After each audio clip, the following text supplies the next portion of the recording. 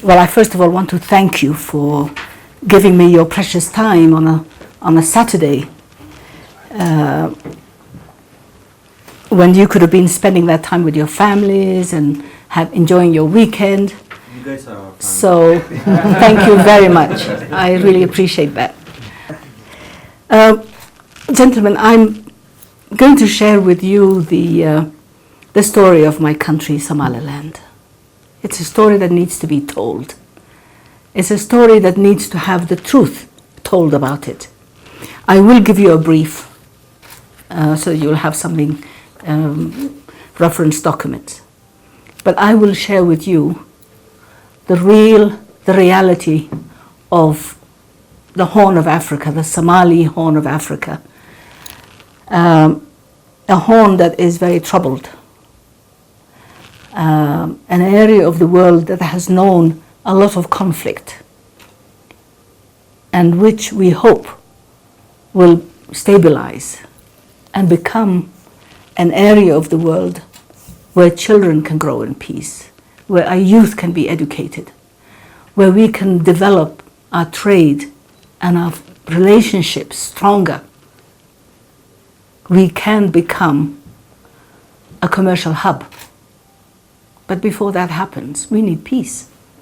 Peace is the foundation of all development. I know that you here know what Somaliland is, or where Somaliland is. As you know, Somaliland is the former British Somaliland Protectorate. To our west, there is the La Côte Française des Somalis, or the territory of the Afars and the Isas, which is now the Republic of Djibouti. Then you have British Somaliland Protectorate. And then to the east, we have La Somalia Italiana, Italian colony of Somalia, and one of the three colonies that Italy had in Africa: Somalia, Eritrea, and Libya. It's geography, it's history, it's fact. You cannot change it, I cannot change it. That is history. But very few people know about it. Somaliland is the only country among those countries that has never been colonized. We had a treaty of protection with Great Britain. Djibouti was a colony, Somalia was a colony. But Somaliland was the British Somaliland Protectorate.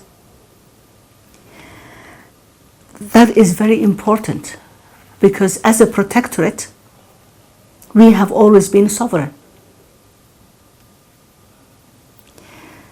Somaliland gained its independence on the 26th of June 1960. We have the same birthday, the same Independence Day as Madagascar. And we became the 12th independent country in Africa. 42 countries sitting in the African Union today were still under colonial rule when Somaliland became independent.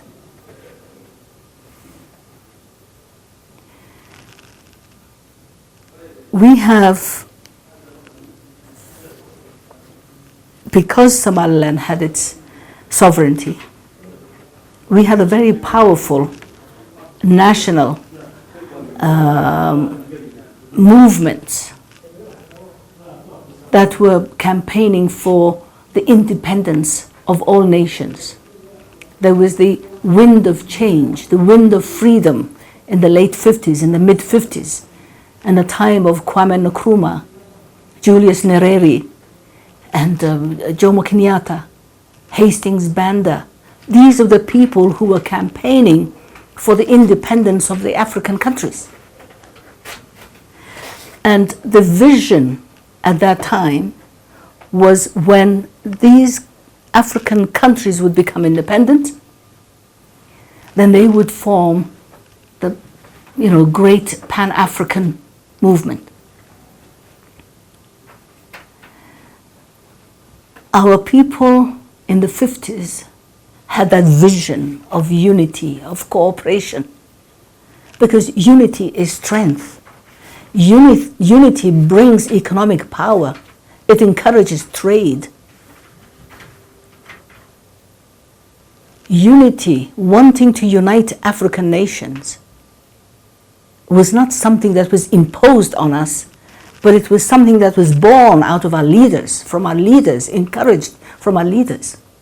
And our late president, Mohammed Ibrahim Egal, who was also my first husband, was one of the leaders who campaigned for the independence of African nations and Somali nations. Because we were not a colony, we had the freedom to speak and campaign. Italy was oppressing the people in Somalia. They could not hold open political campaigns. But we in Somaliland could. And for 1 year before independence, the British groomed Mohammed Ibrahim Egal, who became the first president of an independent Somali nation on the 26th of June 1960. But for 1 year, he was the leader of the government. So the British were training him to hand over the reins of governance to him. These were times when we were passionate about our freedom, about our independence. You in Ethiopia were lucky because you were already a nation that has never been colonized. You were always free. Ethiopia is a great nation that has never known the oppression of colonialism, except for the Second World War, a few months of occupation by the Italians. But you have always been free. We also wanted to be free.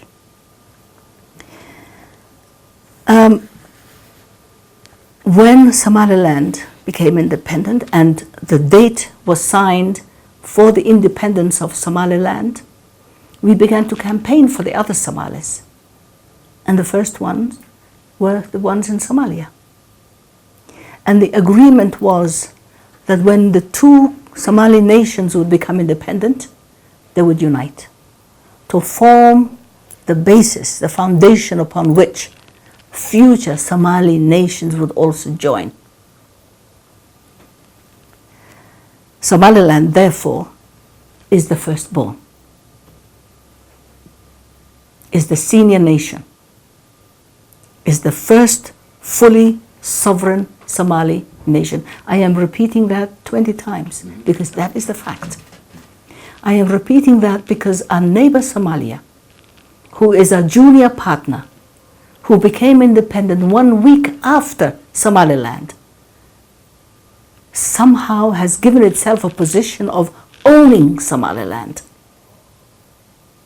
given itself a position of deciding the fate of Somaliland.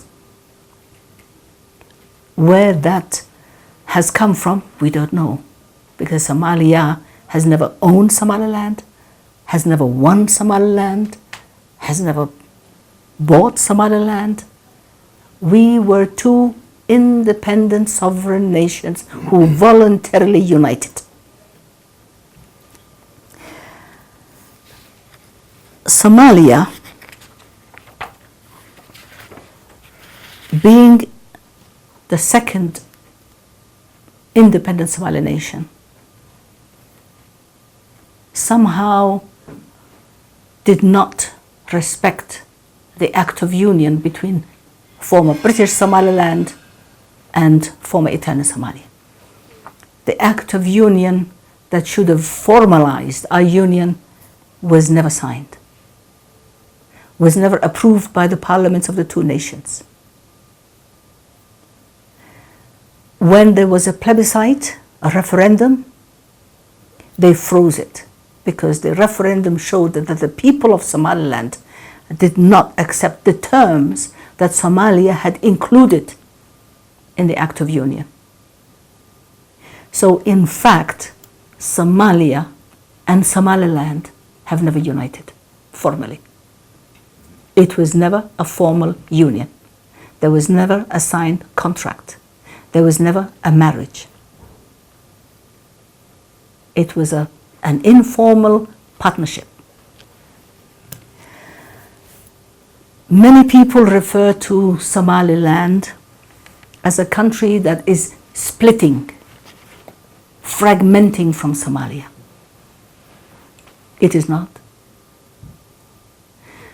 Somaliland is withdrawing from the union it tried to establish with neighboring Somalia. And the territory of Somaliland, the territory of former British Somaliland Protectorate, is as it was designed in 1883. It is the same when we gained our independence on 26 June 1960, and it is the same today. Somaliland is supportive of the African Union Constitution that condemns the fragmentation of nations. Somaliland is not a Biafra, is not a section that is seceding or breaking away. It's not a breakaway region.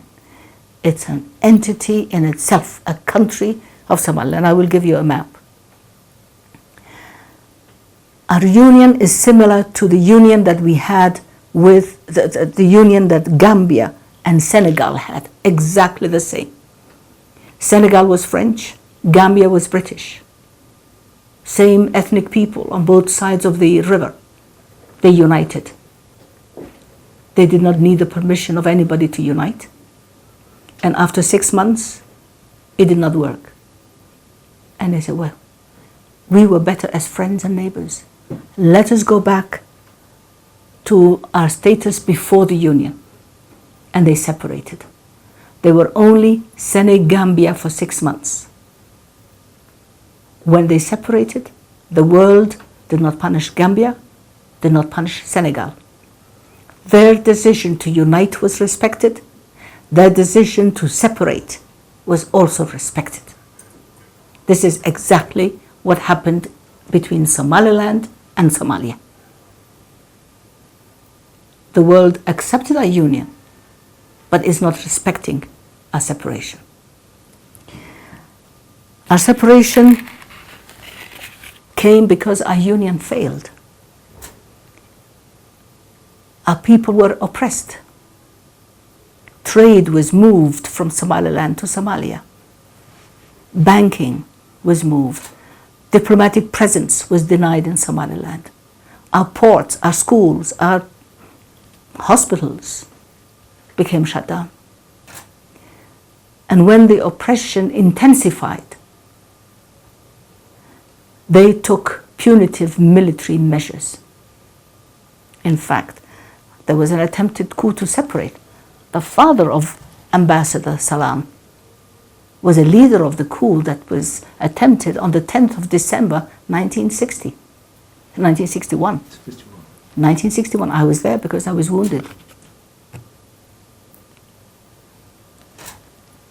The union failed from the beginning. And when the wish to separate became denied, it turned into a freedom fighters, militia. Many of them sought refuge inside Ethiopia to fight the oppressors, the dictatorship of Siad Barre. From 1982 until 1991, a 9-year civil war continued to separate and withdraw from that union we went into with Somalia. And that war brought airplanes to bomb our cities. Russian MiG fighters were flattening our cities. Civilians were massacred. The weak, the sick, the old, the wounded were thrown into mass graves. Young children, school children, became mobile blood banks. Mobile blood banks because they would go into the classroom and they would say, you, come over. And they would bleed them. They would just take all their blood because they believed if they're young, 11, 12-year-old, their blood is healthy, they have no disease, and they would take all the blood from their child and use for their troops. And when this child collapses, they would throw him into a mass grave. 87 mass graves have been catalogued by the United Nations forensic teams. And we keep finding new mass graves even to this day. Every time it rains, it uncovers new mass graves. Each one containing dozens, if not hundreds, of human remains, with their clothes on, with their shoes on, with their belts on. Young ones, small skeletons, baby skeletons, 5, 6, 10-year-old skeletons.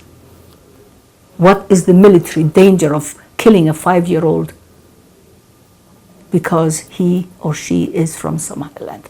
That was the crime they were executed for. I am describing this in detail because the world has to know this.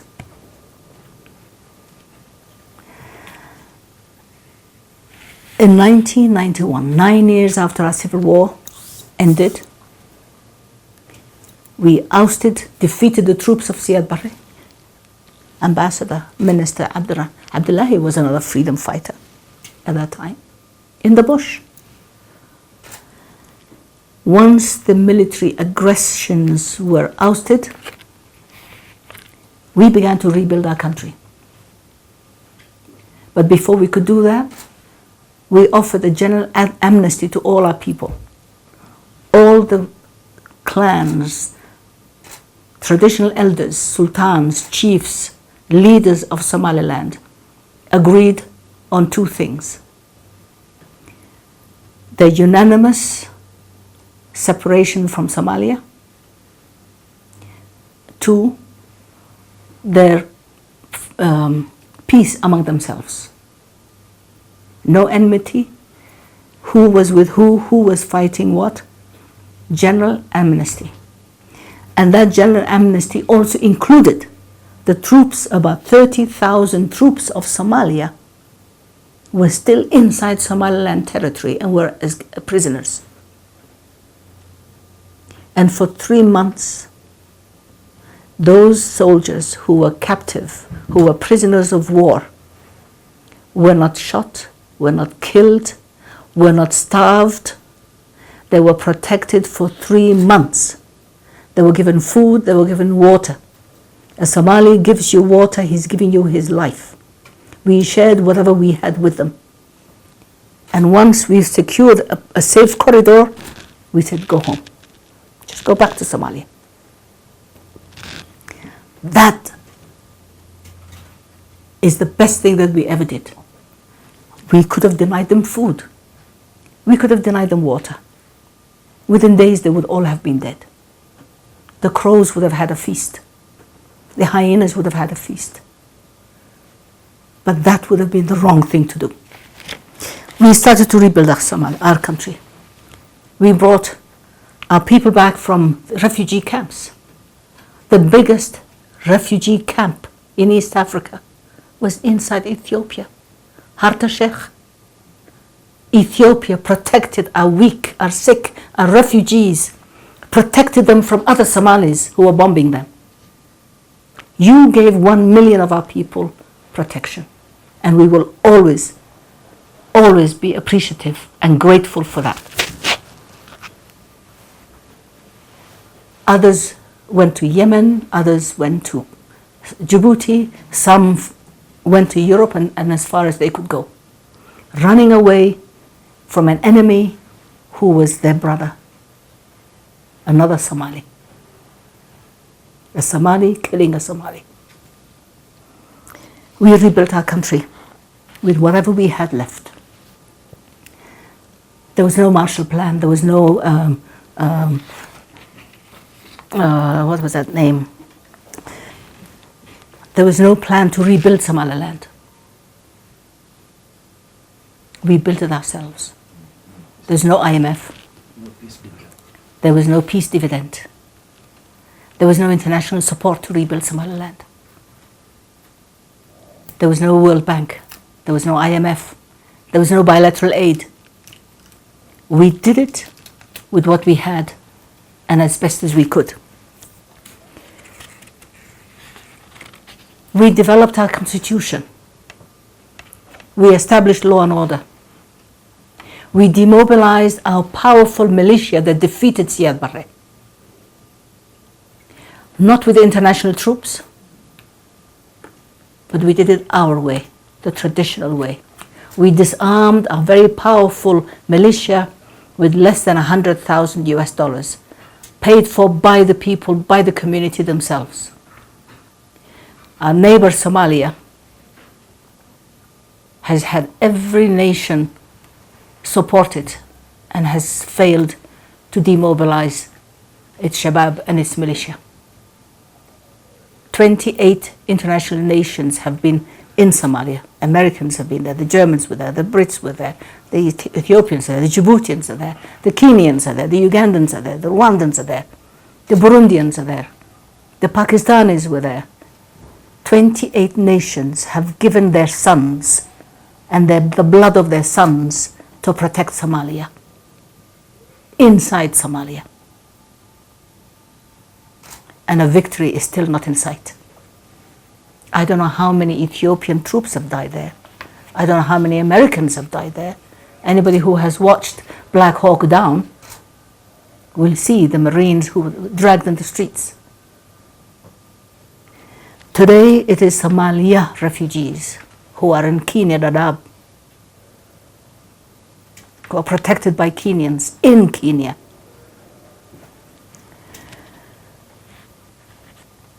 Once peace was secured, we started our nation building, developed our constitution, elected our members of parliament, developed political parties,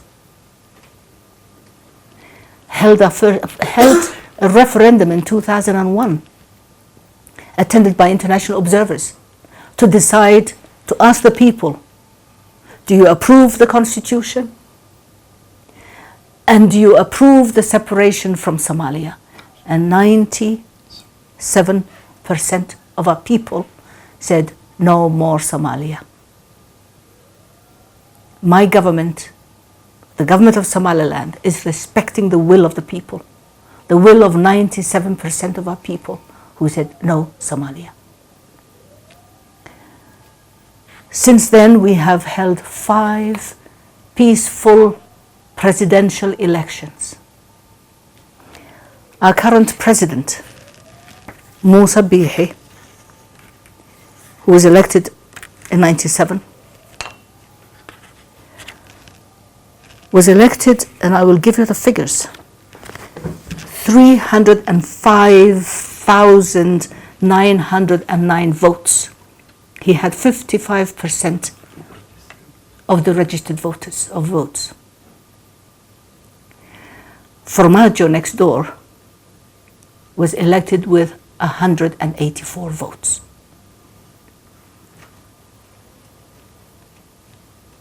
Who is a true president? This is the question I ask myself. Which one is a true president? The one who is elected by 1/3 of a million people in a population of 4 million.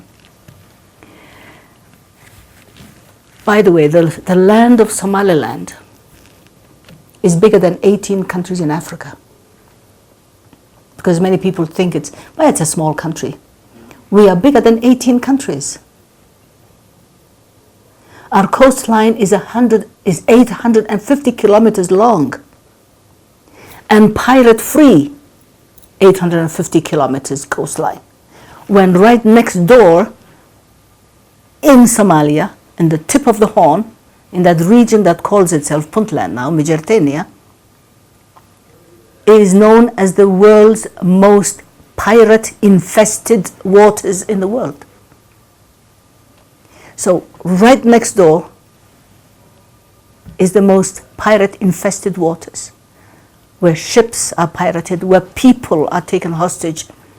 And in Somaliland, we have never had one single hostage taking, Not one single act of piracy has taken place in Somaliland.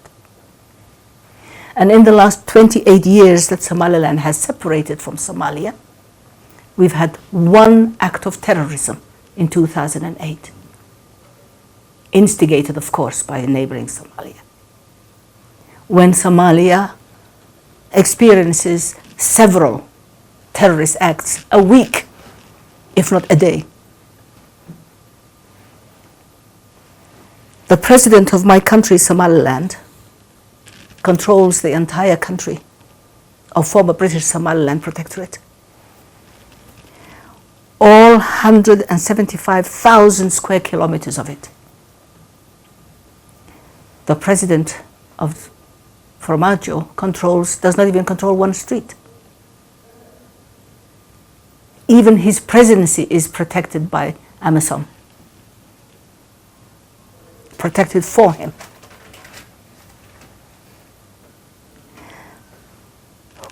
I wonder who is a president then? President of what? We have Somalia has maintained peace and stability over the years. We trade with all nations. We trade with African nations. We trade with Asians. We trade with Arabs. We trade with Americans. We trade with British. We trade with all nations. Most of all, we enjoy a privileged position when it comes to our trade with Ethiopia. The port of Ethiopia has a partnership. The port of Berbera has a partnership with Ethiopia. And 19% of the port of Berbera is contracted to Ethiopia. Together we look after it. Together we manage it. Together we will build it. Together we will expand it. Together we will continue to trade with each other as we have done for millenniums and for centuries. The Berbera corridor is now being contracted and is being built. Ethiopia is in a very privileged and much appreciated position when it comes to trading with Somaliland. And at this point, I really want to thank the repeated hospitality and the welcome that our government and our delegations receive each time we come to Ethiopia. Ethiopia has become our second home. We come here for education. We come here for health. We come here for political discussions. Our partnership grows and strengthens from day to day. And I would like that to be recorded, please. Our expression of thanks and appreciation to be recorded.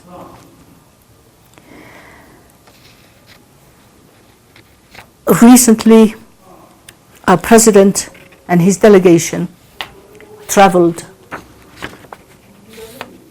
to the country of Guinea Conakry, on the invitation of President Alpha Condé. Over the years, Somaliland heads of states, ministers, and delegations have visited over 90 countries. In each one of them, we have received warm, friendly welcome and receptions. Red carpets, presidential salutes, friendship. Our neighbors in Somalia have decided, for reasons unknown to us, to sever relations with Guinea for having welcomed the delegation from Somaliland. Now the question I ask myself is Somalia planning to sever relations with another 90 countries that have welcomed Somaliland? Is it planning to sever relations with Ethiopia, Djibouti, and others? We think this is a great disrespect to the president, who is very much loved by his people and respected by the rest of African governments, President Alpha Condé. It's a great disrespect and an insult to a head of state who cannot be given a dictation about who he can welcome to his country or not. President Alpha Condé does not need the permission of Shabab or terrorists or the heads of failed governments. And since Somalia is very expert in terrorism, I'm asking myself, are they inventing a new form of terrorism? Diplomatic terrorism? Political terrorism? This cannot work in Africa. Heads of states are sovereign and need to be respected as such.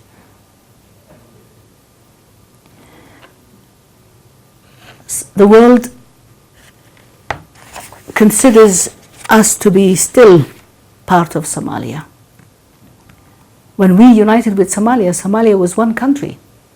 Today, Somalia is fragmented. Somaliland is intact, but former Italian Somalia is fragmented into mincemeat. Who speaks for Somalia? There is no country known as Somalia.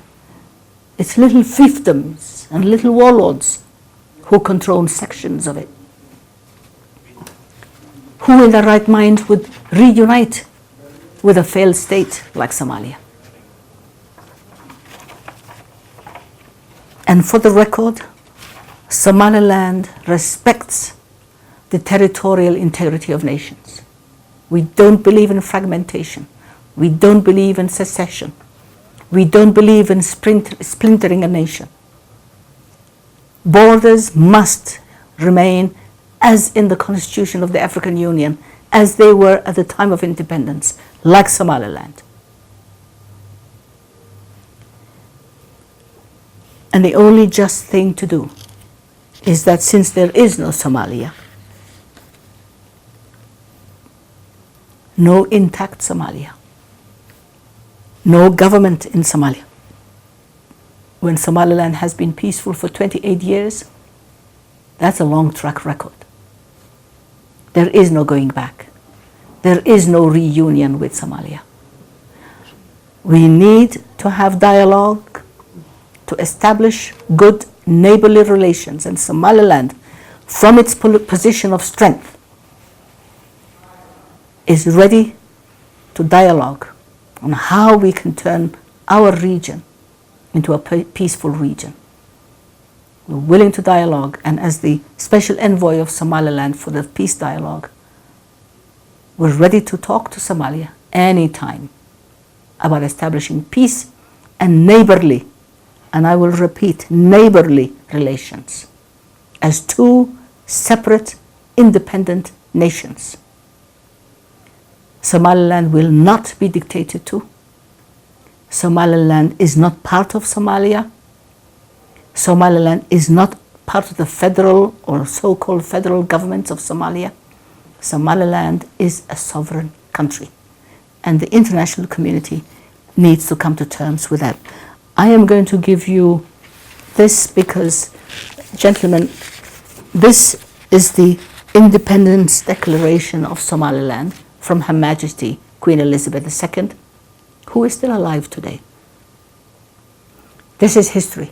This is fact. You cannot change it. I cannot change it. Somalia cannot change it. To prove Somaliland's independence, this is the congratulatory note from the United States of America by the Secretary of State of the United States of America, who sent it on the 26th of June, 1960. You're congratulating the Somaliland government on the achievement of your independence.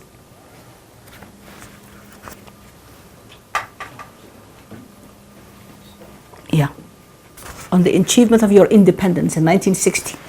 So when people say Somaliland wants its independence, they don't know what they're talking about. Somaliland has always been independent. And I have also added this to show you French Somaliland, Djibouti, British Somaliland, and some Italian Somalia. That's how the territory was at the time of independence. And gentlemen, I am happy to answer some questions if necessary. I will give you this as a reference, and my colleagues and the Minister of Health, who I should have introduced at the beginning, and I hope you will forgive me for this oversight, are here. We're here on a goodwill, not only for Somaliland, but for the entire Horn. We must be wise. We must build our nations, and we must bring peace to our Horn of Africa. We cannot spend all our energy on fights and weapons and killing. We must learn to build and grow. We must learn to improve. We must reach the development that other nations have reached because of peace and stability. So I thank you for having given me this opportunity to explain the position of my country to you. I hope you will share this with the world, and I'm happy to answer any questions. And of course, you will excuse me because I am 82 years old. If I talk too long, you will forgive me, but that's what grandmothers are for. Thank you. So my first question is, at 82 years old, how do you stay so beautiful and so young? What's the magic? I work every day. So my second question. This is the prayers of my king. Your nation is lucky to have you. I've never listened to someone speak so eloquently for a country that we know very little about. I've never been to Somaliland. You're invited. But I'm tempted to even come by your speech. And I was just listening to trying to watch your TEDx talk, and I was doing your background information because you didn't introduce yourself at the beginning. But it's like listening to it's like poetic justice. So thank you. So my question is, our Prime Minister is known to venture to nations like Sudan and even attempt to bring peace in Yemen and trying to bridge the gap between Kenya and Somalia. Have you spoken to him? Have you, your president, in terms of having him play a role to bring the kinds of conclusion you want to see between Somaliland and Somalia? Thank you. Your president is my friend. She's my colleague, my friend, and you're very, very lucky and blessed to have a woman president like Sahle. We were diplomats together in Djibouti when she was ambassador. And she's a great woman. I love her very much. Well, I just saw her in Vancouver a few weeks ago. We just kissed. Your Prime Minister did not forget to try and bring peace. He brought peace between Eritrea and Ethiopia. Who would have imagined, who would have thought that possible a year or two ago? The problem is, in Eritrea and in Ethiopia, you have people who can dialogue and speak and understand each other. Our neighbors in Somalia do not want peace because they are gaining from lawlessness. Lawlessness has become their trade. They don't want to come to the table. They don't want to accept anything short of domination or ownership of Somaliland. And this is not going to happen. When Somalia cannot even control its own country, that is the obstacle. We don't have a willing partner. We are ready. And your Prime Minister did not overlook that. He tried. My President and your Prime Minister have had several dialogues, because together we work on the peace and stability of the Horn. Ethiopia is our biggest partner. That's why we have no pirates. That's why we have no terrorists. Together we keep watch. You sleep because we keep watch. We sleep because you keep watch. We keep watch for each other.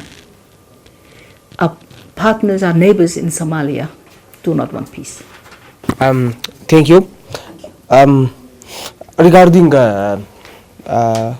any kind of contacts you may have with Somalia, or the government based in Mogadishu, do you have or are you trying to have low level contacts or indirect contacts with people that have, let's say, close contacts with the administration of Farmajo with the administration of Farmajo to ensure, at least to try to have a neighborly dialogue in the for the general well-being of the Horn region. My second question relates to there are disputed borders with Puntland, I understand. From time to time, there have been several daily clashes. What's the situation currently? Thanks. There has been no stable government in Somalia for the past 28 years. They've had 16 peace conferences to bring peace among themselves in Somalia, Italian Somalia. To this day, they are even more fragmented today. As you know, they've had every 4 years there's a new one who comes. Ali Mahdi, Hussein Aidid, and so on and so on and so on and so on to Farmajo. Every 4 years a new one comes. They change their name: transitional government, national government, federal government. I don't know, next one, I don't know what they're going to call it. No government. But somebody comes, gets nominated by 200 votes, spends $1-2 million, buys the votes, collects as much money as he can, and goes away and makes room for the next one. The people of Somalia are suffering. But the people of Somalia have no vote, have no voice. They have no peace. They have not known peace for 28 years. We have contacts with people who try to mediate. Britain has held mediations with us, with the government of Somalia.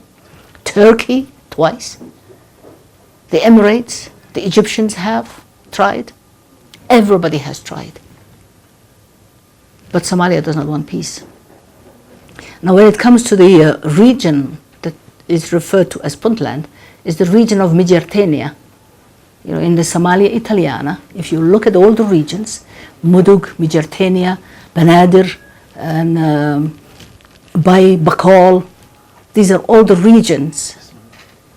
Juba, and the region of Migertenia changed its name in 1998, 21 years ago, to Puntland. But it's a region of Somalia.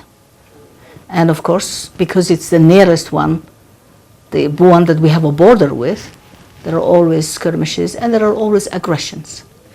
But the boundaries of Somaliland are not disputed. They are as the British has left them in 1960. Okay, thank you very much, Madam, for this briefing. You enlightened us a lot about our neighbor, which we only know a little about. Thank you for that. I have a few questions. Yes, sir. The first one is, let me introduce myself. I'm Andualam Sisa. I write for New Business Ethiopia. It's a more economic website. And I also write for Daily Nation as a correspondent from here for Kenya. The first question is, I want to focus on economic and trade relationship between Ethiopia and Somaliland. Can you put some figures on these trade relations over the past years, how it was growing? And the other is, there is expansion on the port of Berbera, and any progress on that one? That's also interesting to know. And why, finally, about the political issues that you just mentioned, why do you think these efforts have failed again and again to bring peace between the two brothers, Somaliland and the Somalia, since you have the same culture, the same religion, the same people, and how come it is difficult for you guys to come into consensus at some point? Thank you so much. Know that there are always regular convoys from the port of Berbera. 1/3 of the food aid that is coming to Ethiopia comes from the port of Berbera, you know that. That is the formal UN food aid. But the other trade is growing in both directions. exports from Ethiopia and imports into Ethiopia. At any given time, you will see trucks, convoys with Ethiopian plate numbers from Berbera coming to Ethiopian borders. I don't know the size of it. I wish the Minister of Finance, who is here with us, could have given you that. But it is growing. Why no peace?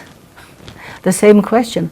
Why were there bombs dropped on Hargeisa by the Somalis, by our brothers, the people from our calaf, the people from our religion, the people from our clans, the people who have ethnic similarity with us? Aggression. Somalia, aggression. Somaliland, we treat the sick, we educate the young, we give shelter to the poor, the beggars come to us. But Somalia does not want peace because terrorism has become their industry. And if they join us, we will, we require peace, stability, discipline, law and order. They don't want that because they gain from lawlessness.